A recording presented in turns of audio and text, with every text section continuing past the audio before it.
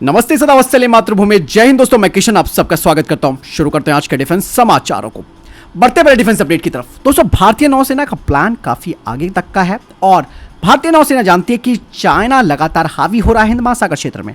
इसे कैसे काउंटर करना है, इसके लिए रणनीति बनना शुरू हो चुका है और इसी दिशा में भारतीय नौसेना अब पनडुब्बी फ्लीट में अनमैन्ड अंडर वाटर व्हीकल को इंटीग्रेट करने की अपनी जबरदस्त योजना पर काम कर रही है।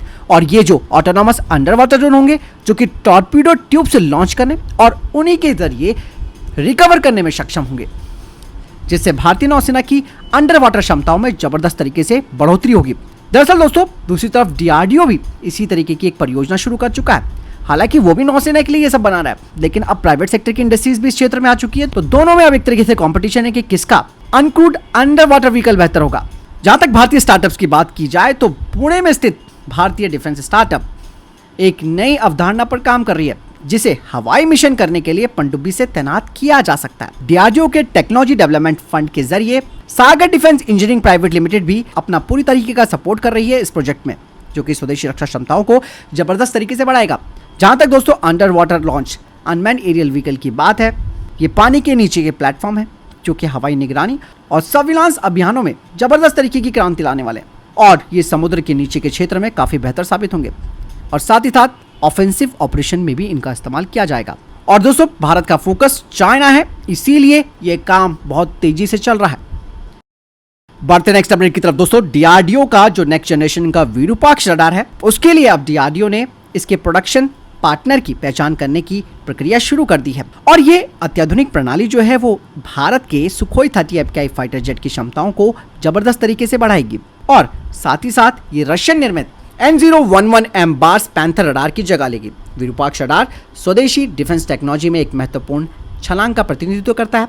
इसके एडवांस वेरिएंट में एक बड़ा आईसा एंटीना है, जिसमें कि ट्रांसमिट रिसीव मॉड्यूल, जिसे कि T/R मॉड्यूल कहा जाता है, उनकी संख्या ज्यादा है, जो कि उत्तम मार्क 2 के 900 प्लस की तुलना में 1200 से 1400 TR मॉड्यूल होने का अनुमान है। मतलब साफ है कि एक साथ कई हवाई और सतही लक्ष्यों को खोज करना, उनका पता लगाना, ट्रैक करना, उन पर हमला करने की क्षमता में वृद्धि हो जाएगी। विरूपाक्ष का एक सबसे बड़ा फायदा ये भी होगा, इसका वजन काफी कम है, यानी कि सिस्टम का कुल वजन 300 किलोग्राम के आसपास होगा, जो कि रशियन N011 एम्बार्स की तुलना में 50% कम है।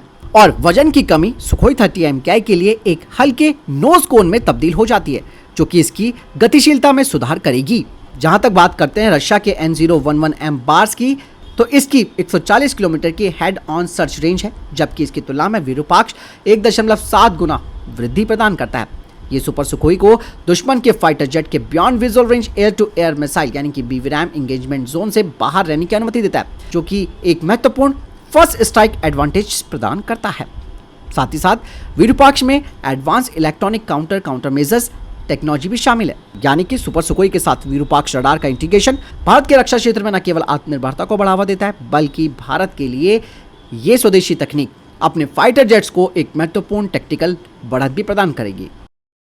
बढ़ते नेक्स्ट अपडेट की तरफ। दोस्तों, कल मैंने आपको डिफेंस अपडेट में स्विफ्ट स्टेल्थ ड्रोन के बारे में बताया था कि डीआरडीओ इस पर किस तरीके से काम तेजी से कर रहा है, लेकिन अब इसके ऊपर एक और नया अपडेट आया है, जो ये है कि डीआरडीओ का जो stealth wing flight test bed है, यानी कि स्विफ्ट है, इसमें अब कई सारे बदलाव किए जा रहे हैं, जो कि भारत के इस अनमैन्ड एरियल व्हीकल टेक्नोलॉजी को काफी फायदा देगा। आप सब जानते हैं कि स्विफ्ट का जो ये नया संस्करण है दोस्तों, इसी के आधार पर हमारा बड़ा घातक यूसीएवी तैयार होगा, इसीलिए स्विफ्ट पर काफी मॉडिफिकेशन किए जा रहे हैं। आपको बता दूं कि स्विफ्ट के रियर एग्जॉस्ट और एयर इनटेक सिस्टम में बदलाव किया जा रहा है और सबसे ज्यादा बदलाव इसके एग्जॉस्ट और इनलेट डिजाइन में किया जा रहा है। पहले के गोल और हुड वाले रियर एग्जॉस्ट को एक नए डिजाइन में चेंज किया गया है, जिससे स्टेल्थ विशेषताओं में सुधार होगा। इसी तरह ट्राई डायगोनल इंजन इनलेट को यू आकार के इनटेक में बदल दिया गया है, जिसे कि फ्यूजलार्ज के बीच की ओर फिर से लगाया गया है और इस एयरक्राफ्ट की कुल चौड़ाई भी कम कर दी गई है, जिससे कि स्टेल्थ विशेषताओं में काफी सुधार होता है और ड्रैग में भी काफी सुधार होगा। इस तरीके के मॉडिफिकेशन के साथ साथ इसका स्ट्रीमलाइन ओवरऑल प्रोफाइल होगा, जिससे कि इस एयरक्राफ्ट का रडार क्रॉस सेक्शन और कम होगा और साथ ही साथ इसकी जो एरोडायनेमिक एफिशिएंसी है उसमें भी सुधार होगा। और डीआरडीओ इन नए डिजाइन एलिमेंट्स को बड़े घातक यूसीएवी प्रोग्राम में इंटीग्रेट करने से पहले स्विफ्ट में इनका कठोर परीक्षण करेगा और इन मॉडिफिकेशन की सफलता भारत की एक स्टेल्थ लंबी दूरी के मानव रहित लड़ाकू ड्रोन की खोज में गेम चेंजर होगी। चलिए बढ़ते नेक्स्ट अपडेट की तरफ। दोस्तों, इंडियन एयरफोर्स ने अपने Su-30 MKI और LCA तेजस फाइटर जेट के लिए अस्त्र एयर टू एयर मिसाइल के उत्पादन के लिए BDL और DRDO को क्लियरेंस यानी कि मंजूरी दे दी है। भारतीय वायुसेना ने करीबन 200 अस्त्र मिसाइलों का ऑर्डर दिया है। इसके अलावा दोस्तों, खबरें ये भी आ रही है कि भारत मौजूदा अस्त्र मार्क 2 पर भी काम कर रहा है, जिसकी रेंज 130 से 160 किलोमीटर के बीच हो सकती है और इसके आगे कई टेस्ट भी किए जाएंगे। बढ़ते नेक्स्ट अपडेट की तरफ। दोस्तों, DRDO के naval science and technological laboratory ने एक टेंडर जारी किया है investigation cavitation behaviour of unspecified corvette हल के लिए, जो कि भारतीय नौसेना के आने वाले यानी कि upcoming next generation corvette project के लिए होगा। और कहा जा रहा है कि इस कॉन्ट्रैक्ट को अगले साल 2 शिपयार्ड में बांटा जाएगा और करीबन 8 नेक्स्ट जनरेशन कॉर्वेट्स का निर्माण किया जाएगा और इनकी एस्टिमेटेड वैल्यू करीबन 36,000 करोड़ रुपए है। बढ़ते नेक्स्ट अपडेट की तरफ। दोस्तों, एक बार फिर से अमेरिका के MQ-9 ड्रोन को यमन की सेना ने मार गिराया और ये 7वां MQ-9 है जिसे कि यमन की सेना ने गिराया है अक्टूबर 2023 से। और भारत इन्हीं ड्रोन को खरीदने की योजना बना रहा है। इसलिए मैंने कहा था कि भारत को फोकस करना होगा कि भाई आखिर वो कौन से रीजन है जो इन्हें गिराते हैं। चलिए बढ़ते नेक्स्ट अपडेट की तरफ। दोस्तों, भारतीय सेना की योजना है कि वो DRDO टाटा के वेब प्लेटफॉर्म को एडवांस क्षमताओं के साथ जोड़ा जाए और करीबन 198 यूनिटों का अतिरिक्त ऑर्डर भी सेना के द्वारा दिया जा सकता है। चलिए बढ़ते नेक्स्ट अपडेट की तरफ। दोस्तों, भारतीय वायुसेना के डिप्टी चीफ आशुतोष दीक्षित ने सोलर इंडस्ट्री नागपुर में चाफ प्लांट का उद्घाटन किया है और ये बहुत ही महत्वपूर्ण उपलब्धि मानी जा रही है क्योंकि इससे भारत की दूसरे देशों पर जो निर्भरता है चैफ को खरीदने को लेकर वो कम हो जाएगी और ये जो चैफ सिस्टम्स हैं उन्हें सभी तरीके के फाइटर जेट्स और हेलीकॉप्टर्स में इंटीग्रेट किया जा सकता है। बढ़ते नेक्स्ट अपडेट की तरफ। दोस्तों, आखिरकार यूक्रेन की बात को मानते हुए अमेरिका ने F-16 fighter jet officially Ukraine को दे दिए हैं और ऑब्वियस सी बात है इस एयरक्राफ्ट से यूक्रेन की वायुसेना की ताकत काफ़ी बढ़ जाएगी। F-16 फाइटर जेट आप सब जानते हैं कि अमेरिका का फाइटर जेट है और इस फाइटर जेट को कई देश ऑपरेट कर रहे हैं। अब यहाँ पर दोस्तों F-16 को लेकर रशिया की टेंशन काफ़ी बढ़ने वाली है, लेकिन दोस्तों रशिया वो देश है जो उनके F-35 तक को मार गिरा सकता है, तो F-16 उसके लिए कोई बड़ी बात नहीं है। लेकिन दोस्तों यहाँ पर एक तो आप समझ सकते हैं कि ये जंग खत्म होने का नाम नहीं ले रही है। अमेरिका लगातार आग में घी डालने की कोशिश कर रहा है जिसकी वजह से और भी बड़ी समस्या आ सकती है। चलिए बढ़ते नेक्स्ट अपडेट की तरफ। दोस्तों, बांग्लादेश में अब टेंशन लगातार बढ़ती जा रही है। उनके प्रधानमंत्री शेख हसीना ने अपने पद से इस्तीफा दे दिया है और सेना ने इस वक्त अपने हाथों में बागडोर ले ली है। कहा जा रहा है कि ढाका छोड़कर शेख हसीना किसी सुरक्षित स्थान में चली गई है, लेकिन इससे भारत की टेंशन काफी बढ़ गई है।